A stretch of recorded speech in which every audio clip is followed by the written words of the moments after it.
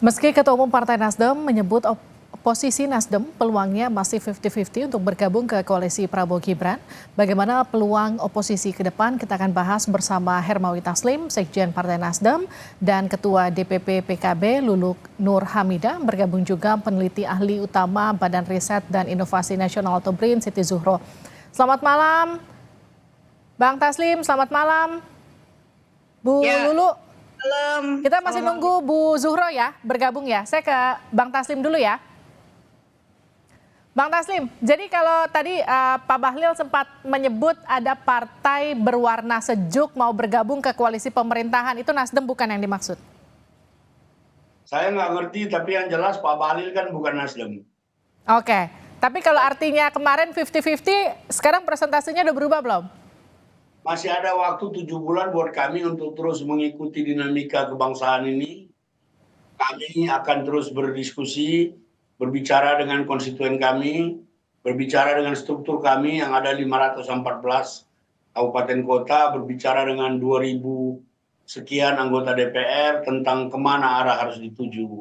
Karena tanpa mereka kami bukan siapa-siapa, tanpa mereka kami tidak ada artinya. Jadi biar saja ini mengalir.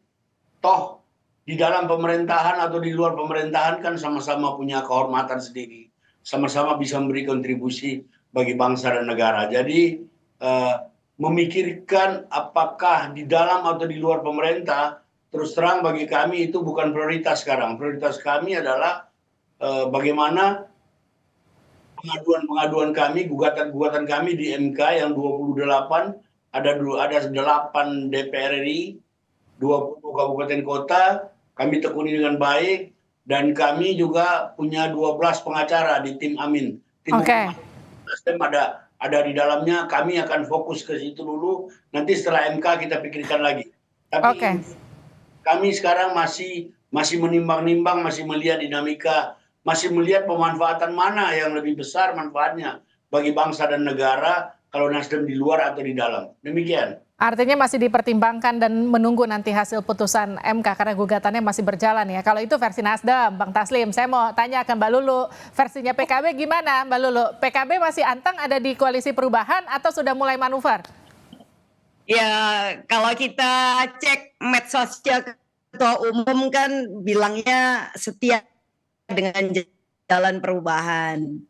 Tapi satu hal sih, bahwa bagi PKB sendiri proses pemilu ini kan belum final ya, jadi belum sampai ada penetapan. Nah, apalagi kemudian kita juga punya beberapa sengketa pemilu di Mahkamah Konstitusi, jadi proses hukum ini tetap berjalan dan kita juga akan menunggu hasilnya, dan saya kira itu jauh lebih fair. Dan yang kedua, PKB sendiri masih menjadi bagian dari koalisi pemerintahan yang ada, yang existing government. Jadi menurut saya kita masih cukup waktu untuk tidak kemudian terlalu buru-buru membahas itu, karena apa ya? Karena bagi kita ini belum selesai nih. Yang pertama apa ya? Kemudian putusan terkait dengan pemilu dan kemudian sengketa yang terkait dengan pemilu. Nah, saya kira kita tentu tetap akan menghormati apapun nanti keputusan yang ada di Mahkamah Konstitusi, itu satu hal, dan itu berarti kan tidak mungkin hari ini. Jadi kita masih punya beberapa pekan ke depan, dan yang kedua kita juga akan menuntaskan kerja-kerja kita sebagai bagian dari pemerintahan koalisi yang ada hingga sampai di bulan Oktober yang akan datang, dan sebelum pemerintahan yang baru itu benar-benar terbentuk. Jadi saya kira kita memberikan semua ruang untuk bisa urun rembuk ya bagi kepentingan terbaik Indonesia, dan tentu PKB seperti juga Nasdem akan punya mekanisme bagaimana organisasi partai ini membuat keputusan. Jadi ini bukan hanya keputusan satu pihak. Di DPP PKB tentu ini juga akan menjaring baik itu masukan dari DPW, kemudian DPC, dan bahkan saya kira PKB tidak akan meninggalkan konsultasi kepada kiai-kiai utama yang itu memang jadi rujukan kita gitu. Mbak Lulu, kalau yang sebelah nih Bang Taslim kan ketumnya udah ketemu kemarin bersama dengan Pak Prabowo. Kalau PKB kapan kira-kira ketemu Pak Prabowo? Ya karena ketumnya kita ini cawapres gitu ya. Jadi berbeda positioning. Jadi saya kira agak berbeda kalau Pak Surya Paloh memang sebagai ketua umum partai, tetapi Caimin tidak bisa dilepaskan sebagai calon wakil presiden yang sekarang juga masih menempuh jalan agar hak-hak konstitusionalnya dan keadilannya itu masih bisa didapatkan melalui Mahkamah Konstitusi. Jadi saya kira itu agak berbeda lah ya. Saya ke baik Mbak Lulu, saya ke Bu Zuhro ya. Bu Zuhro, jadi kalau melihat Bang Taslim bilang masih bersama perubahan, sama seperti Mbak Lulu, apakah kemudian romantisme perubahan ini masih akan awet sampai akhir atau nanti mereka akan pecah sendiri setelah putusan MK keluar? Itu yang mulai diragukan ya, kalau menurut saya. Mulai diragukan oleh publik dan mulai dipertanyakan gitu. Tidak hanya diragukan, dipertanyakan terus diragukan. Apakah ketika Nasdem ya, Partai Nasdem mengatakan menerima hasil dari yang diumumkan KPU, lalu diikuti oleh silaturahmi politik yang dilakukan oleh Pak Prabowo mengunjungi kantor Nasdem waktu itu, kemarin itu apakah sinyal bahwa ini sebetulnya pintu masuk bubarnya gitu ya, arah awal bubarnya koalisi perubahan, sehingga tinggallah PKB dan PKS ya. Terus muncul di publik juga bahwa setelah Partai Nasdem tidak tertutup kemungkinan PKB. Jadi seolah-olah publik itu sudah harap-harap cemas, jangan-jangan memang koalisi perubahan ini sudah kocar-kacir, sudah bubar kan gitu. Karena terjemahannya sangat politik ya tentunya gitu. Tapi katanya masih solid kok Bu Zuhro.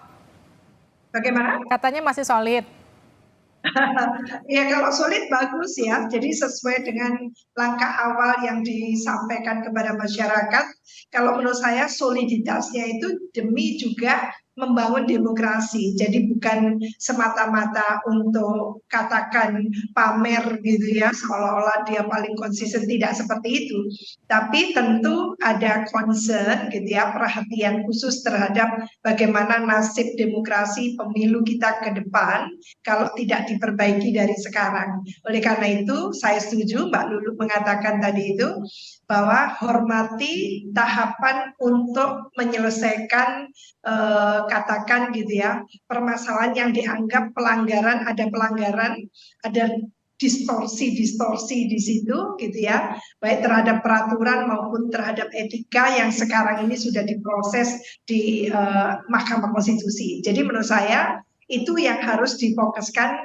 Oleh kalau memang diakui tidak hanya oleh paslon 1 dan paslon 3, tapi juga kampus-kampus gitu ya, civil society secara luas juga mengatakan hal yang sama. Jadi menurut saya itu yang harus diberikan solusinya supaya nanti pilkada yang akan digelar di November tahun ini juga itu tidak mengulangi hal yang sama dalam arti banyaknya pelanggaran-pelanggaran. Oke.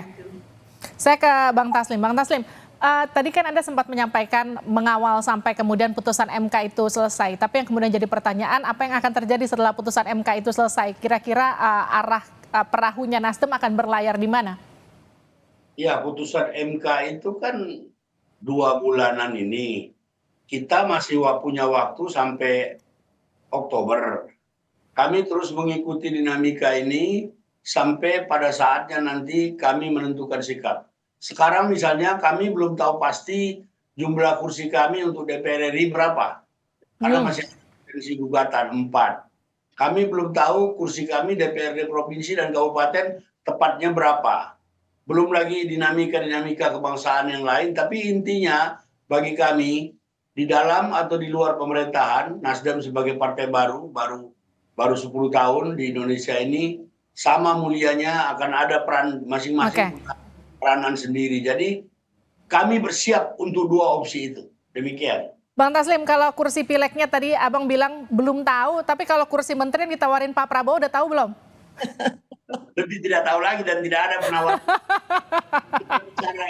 Ketika Pak Surya bicara dengan Pak Prabowo di penthouse itu saya di sebelahnya. Tidak ada pembicaraan seperti itu. Hanya mereka berbicara, inti pembicaraan itu 45 menit lebih didominasi oleh bagaimana para elit Indonesia ini lebih menguatkan persatuan. Artinya jangan rakyat disuruh bersatu terus, tapi yang di atas tidak kompak. Itu sebenarnya tekanannya itu. Kedua belah pihak sepakat. Silaturahmi antar elit politik itu dipererat. Demikian. Bersatu artinya berkoalisi ya, Bang Taslim? Bersatu itu bersatu dalam semangat kebangsaan, bisa di luar, bisa berkoalisi. Oke. Gitu loh. Nah, semangat kebangsaan seperti apa yang dimiliki PKB nih, Mbak Lulu? Jadi apakah setelah putusan MK akan gabung sama koalisi pemerintahannya Pak Prabowo? Kalau tadi kan Mbak Lulu sempat katakan gini, ya posisinya beda karena ketum kita tuh cawapresnya. Berarti kalau cawapres harusnya mungkin dapat porsi yang lebih besar tawaran menterinya. Tergoda nggak kira-kira?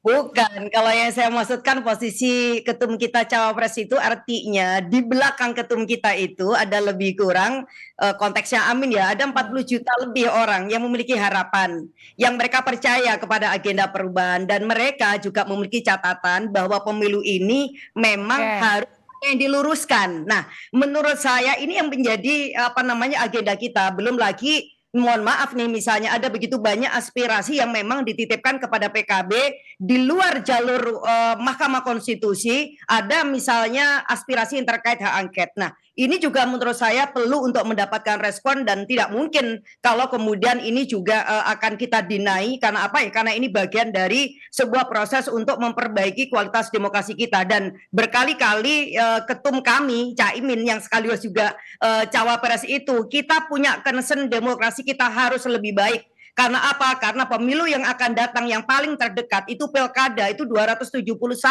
Kita nggak ingin mengulangin katakanlah misalnya kecurangan yang sangat brutal dan itu pasti akan menjadi kerugian yang sangat besar bagi bangsa Indonesia. Oke, saya ke Bu Zuhro lagi. Jadi Bu Zuhro kalau dikatakan gini, Pak Prabowo sempat menyatakan akan merangkul semua pihak. Artinya kan mungkin saja diprediksi akan terjadi seperti Pak Jokowi periode kedua.